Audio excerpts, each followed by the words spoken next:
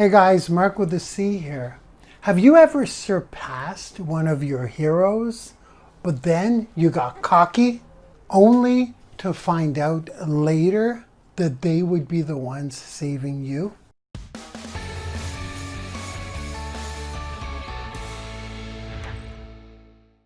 So I was just watching Netflix, a Netflix documentary. It's one of those things that I do. I'm kind of a documentarian junkie. I love documentaries. And there was a documentary about the Rubik's Cube. Now the lesson within this piece of content is beyond the Rubik's Cube Championship. In the documentary, there was a man by the name of Max Pack, and there was another man by the name of Felix Zendegs. I had heard of Felix before because he was the Rubik's Cube champion. He could solve the Rubik's Cube in under 7 seconds. So Max was an autistic, or is an autistic child. He's more of a grown child now, but he's an autistic child. So Max has autism, and as a child, I don't know much about autism specifically, but one of the challenges that Max's parents had was to get him to focus on things. So they would have all kinds of objects and toys and kind of puzzles, big plastic puzzles, to try and get Max's attention on something so that he could focus for a certain period of time. And as soon as Max got one of these in his hands, he got obsessed with the Rubik's Cube. So that's all he would focus on. His parents were actually thrilled because he was getting good at something and it was helping him with his focus. So then along his journeys of getting good with the cube and solving it super fast, he was like super creative. It was kind of weird, prodigy-like maybe. Like I said, I don't know much about autism, but I think that autistic people are gifted as well. They're challenged in certain areas, maybe such as focus. This is not about autism here. There's a big lesson to be learned.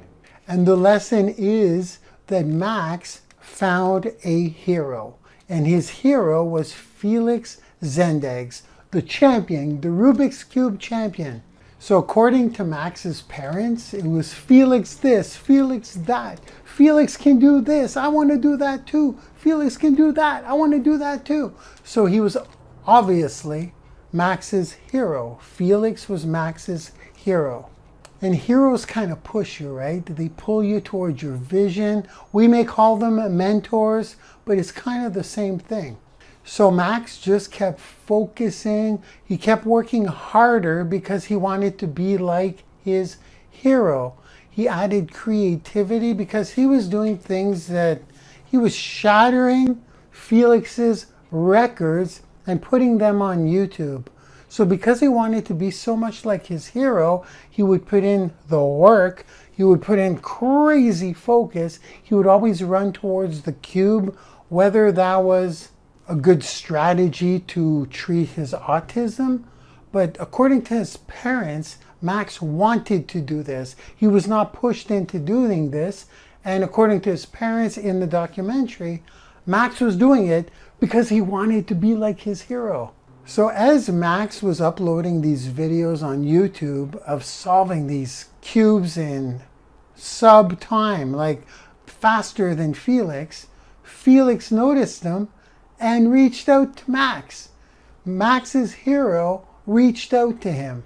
So then Felix asked Max if he would compete, if he would come to a competition, which is kind of weird, right? You're inviting competition in a place where you're the champ and someone who will likely beat you. Super cool. So Max went, and it was to meet his hero more than win anything. But sure enough, Max showed up. What happened? He cleaned up. He won. He broke a bunch of records. Undisputably, #1 cuber, Max Park.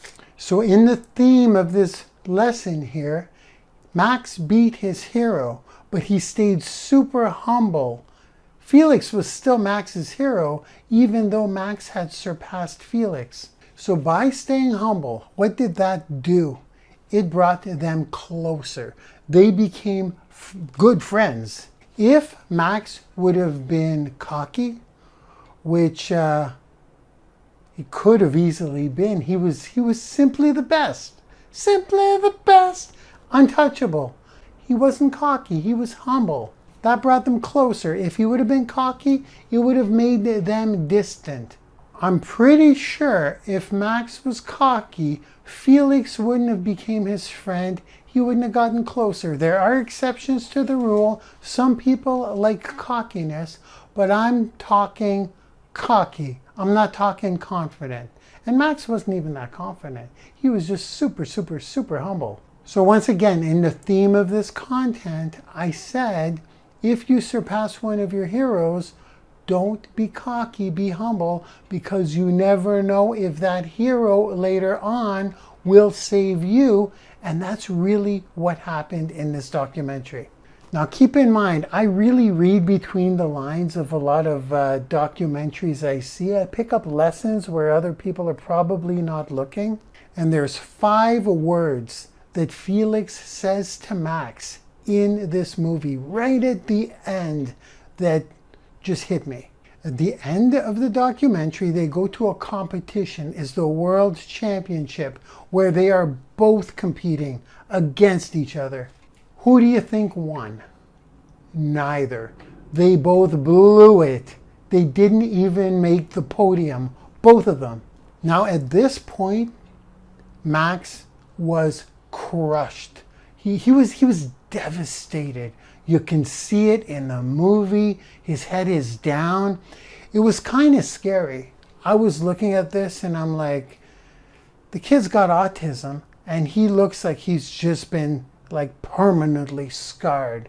Not only did he let himself down, but he let Felix down, according to Max. It was actually kind of scary because I didn't think he would recover from it. He's like in a corner, his head is down. His parents are freaking out. They're like, oh no, what just happened? He's never lost. He's never lost before. This is pretty intense. How are we going to fix this? And can we fix this quick? Like I said, even I was worried. I'm like, that kid will be scarred for life. That's how devastating it was. The long-term effects of something like that, if it wasn't caught quickly, they could be really bad. So here's where Felix came and saved the day. And he did it in it's a psychological saving, I would say. Max didn't want to get consoled by anyone. He was like, he was like shut off. Like, I don't know if that's one of the traits of autism, that you shut yourself out and you go into this deep dark hole, but he was shut off. He didn't want to hear anything from anyone. And then the hero came in and did his job. You guys ever hear, with great power comes great responsibility? They use it in a lot of superhero movies. And this is the part that I think a lot of people missed, but I got right away. Felix walks up to Max. Max pays attention to Felix because Felix is his hero. And he looks at Max and says these 5 words. Let me get them right. Max, without the Max. No podium makes us stronger.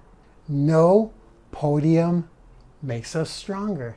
They didn't get the podium. They weren't in the top spots. And it was one of the most amazing, beautiful things I've seen because Max completely changed. He turned his frown upside down instantly, looked at Felix, and repeated those words in the form of a question like, did you just say that? Because if you said that, then I'll be okay. Because whatever you say, you're my hero, I believe. I'm getting a little emotional thinking about it because he was the only person who could change Max's mindset. And his mindset was extremely sensitive. So then Max says, no podium means we get stronger. He goes, that's right. No podium makes us stronger. And then you just saw Max with this. It wasn't relief. It was a power. Like there was just a certain amount of time where someone could catch him and save him at that point. And that's exactly what Felix did. These were kids. This was just happening. It was pretty amazing to watch. But once again here, if Max would have been cocky, Felix wouldn't have reached out to him. They wouldn't have built a friendship. Felix wouldn't have been there to save Max. You get it? So it reminds me of myself when one of my heroes recently saved me. And really, really saved me. My hero is my little brother, the smart one. He's my hero, and he recently saved me from something pretty devastating. And I'd like to share it with you in a minute because it's very, very similar to the Max and Felix story. About 15 years ago, I was a computer programmer. Many of you know this. If you follow me in any way, I was an employee before I was a consultant. So I had a cubicle job with set hours, fixed pay, very specific instructions on what I can and cannot do. And the problem with that is that I'm a kind of a creative guy. I have big ideas, and quite often I know a more creative way. Quite often I have some pretty out of the box ideas that would help the situation and even help my bosses and make them look better. But I was boxed in. They didn't want to hear it. It's like, you got to do this, that. Nothing against my bosses. It's the government of Canada. There are rules, there are policies that they have to follow, and they have bosses. And it appeared that the higher they go up the food chain, the less they really know how stuff works. So I was pretty bummed out. That would be my challenge compared to, if you will, Max's challenge of autism. Not comparable, but I felt stuck. And here comes my brother, my little brother. His name is Alain, or some people may call him Al, but it's really Alain. A-L-A-I-N, Alain. Just like my name is not Marc, it's Marc. Marc avec un C. Okay, we're a couple of French guys. So my brother was a computer consultant while I was an employee. And it was a beautiful thing to watch. He could take on contracts that he wanted to. He could say no to contracts that he didn't want. He could actually use that genius of his and propose out-of-the-box solutions and get super creative. Because he wasn't there to get paid by the hour. He was there to make magic, to fix what wasn't working. If a company was making X amount of dollars, he would go in so they would double that amount of dollars by creating systems that were usually out of the box thinking, very creative. And they would invite that. They would pay him $350 a day because he was the genius on site. And we used to talk about it all the time. I'm like, they're letting you do that? And you could leave whenever you want during the day and show up whenever you want. So he was getting paid for the results, and they were giving him total freedom because he was making it happen for them.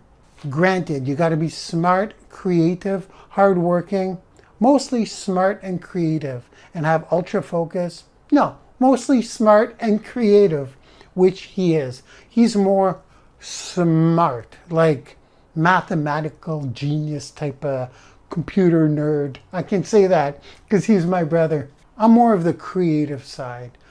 Definitely not as smart as him, not even close when it comes to computer programming. But a lot of the stuff we would talk about, I wanted to do what he wanted to do. He was my hero. I remember he would show up at work. He'd say, "Oh, I'm just pulling a little Harry Houdini." If he ever sees this, we could laugh about it because he would just make it happen on his terms, and they loved him for it. Now, kind of like Max catching Felix, what did I do? I focused like a beast. I worked like a beast to get as good as my brother. It was hard to do though. I had to use my creative faculties because those were my strengths. And I had to put my nose to the grind, kind of like Max, working on solving that cube, having that ultra focus. I was focused on becoming a better programmer to become a consultant.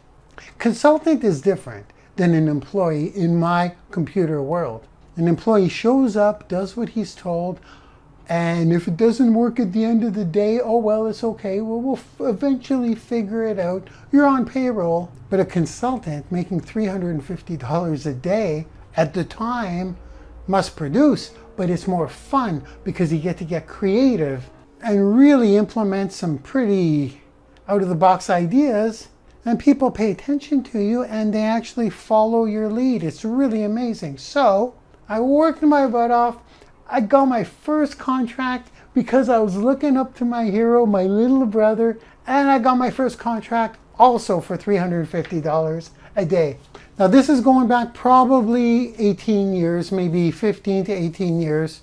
And then once I got comfortable in that world, kind of like when Max got comfortable in the cube world, he started uploading videos on YouTube, right? Max with his Rubik's Cube, solving it faster than everybody else. Well, I started getting ultra creative and really making companies more money, really improving their systems, really doing like out of the box stuff. It was amazing jumping into consulting.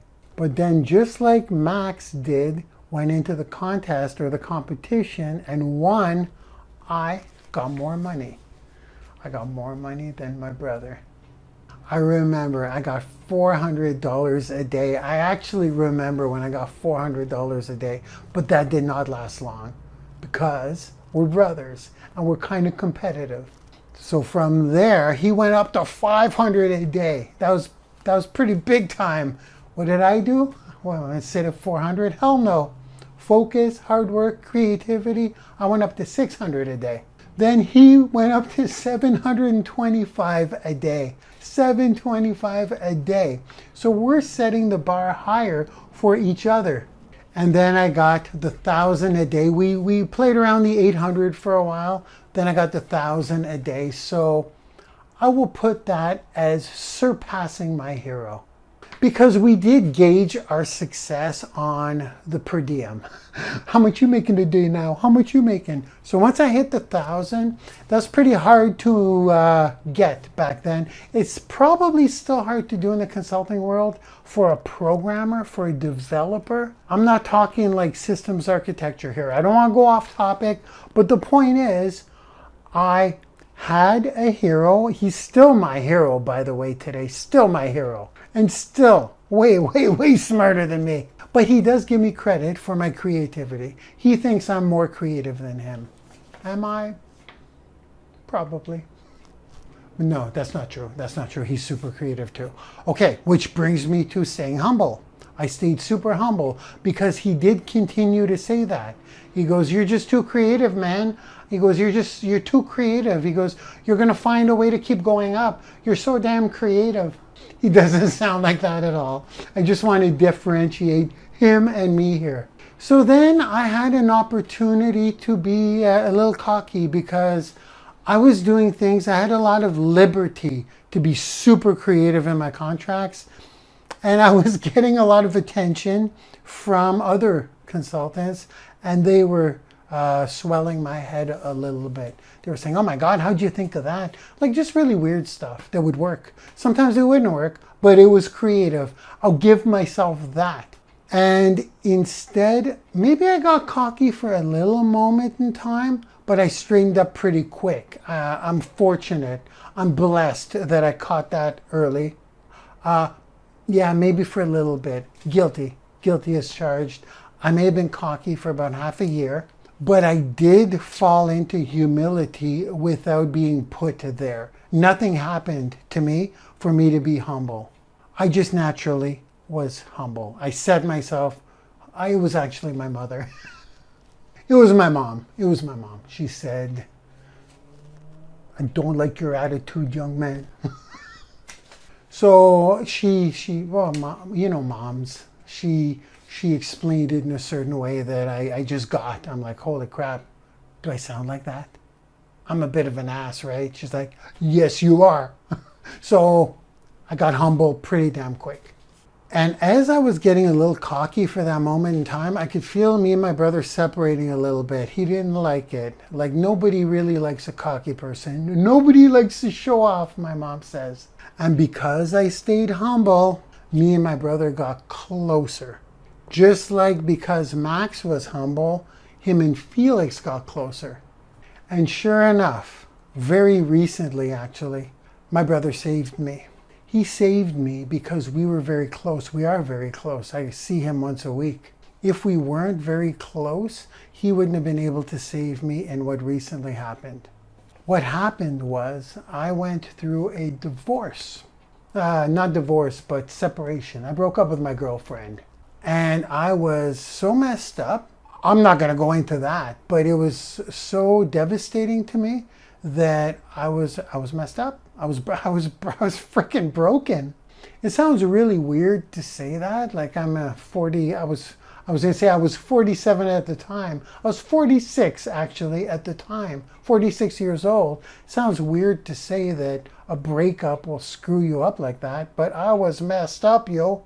And I was starting to fix myself up a little bit, starting to lick my wounds a little bit, but it was my brother, my hero, because I was humble and because we were hanging out regularly and because I had the courage to share with him how I was feeling. He straightened me up pretty quick, and he didn't do it out of aggressive nature, like a voice of reason. He did it with freaking wisdom. And it's so much like what Felix did to Max. Remember, Felix said to Max, when Max was broken, Felix said, "The podium makes us stronger." You know what my brother did for me? I don't know if I want to get into the picture that he painted, but let's just say I had garbage situations around me that were not helping me at all. And I don't know why he used garbage. Maybe I had said it. I go, all this garbage here, this garbage there, it's tearing me down, bro. I'm breaking apart. I'm falling apart here. And he gave me an analogy about how garbage, actually, when you burn it and get rid of it, it turns into energy. And because he's my brother, he just knows me a certain way. He knows how to talk to me and kind of like give me some kind of paradigm shift. So that one conversation about garbage turning into energy, I did a quick blog post about it because it was fresh in my mind. That one conversation with my brother instantly healed me. So I did surpass my hero. I stayed humble. And then later, my hero saved me because I was humble. Being humble makes people close to you. Being cocky or arrogant makes people distant from you. So let's close this thing off with this. One powerful sentence. Stay humble if you surpass your hero, because they may save you later. Marc Lalonde signing off. Thank you for watching or listening. Have an amazing day. Bye-bye now. Thank you for watching or listening. I hope this content has helped you in any way, maybe motivated, inspired you. Maybe it's triggered an idea. Maybe it's gotten you out of a rut. Maybe it's simply entertained you. Listen, I'm just an ex-computer consultant guy who lost his way to drugs and alcohol and eventually became homeless. From rock bottom, I cleaned up, I clawed my way back into the workforce. I shifted into running my own business. I've been retired from the corporate world for 7 years now, and I've never looked back. If you want to follow me on my journey or maybe even connect further, you can either go to my blog at thewealthytrainer.com. That's thewealthytrainer.com, or you can click the link in the description if you're watching this video. Marc Lalonde signing off, and I'll see you on the inside. Bye-bye now.